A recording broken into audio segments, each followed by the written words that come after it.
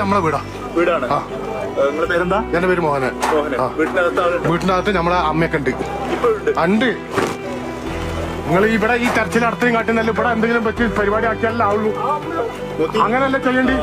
അതിൻ്റെ അത് കുറച്ച് ആൾക്കാർ പെട്ട് കിടക്കുകയാണ്. ഉറപ്പാട് അവർ മരിച്ചിട്ടുണ്ട്. അവരെ ബോഡി എടുക്കാൻ വേണ്ടി അത്രയും ആൾക്കാർ അവർ നല്ല രീതിയിൽ റിസ്ക് എടുത്തുകൊണ്ടിരിക്കുമ്പോൾ കുറച്ച് മാധ്യമങ്ങൾ മയക്ക് കൊണ്ടുപോയിരിക്കുകയാണ്. ഇതിൻ്റെ അത് ആരൊക്കെയുണ്ട്, മറ്റേതാണ് ജപ്പാണെന്ന്.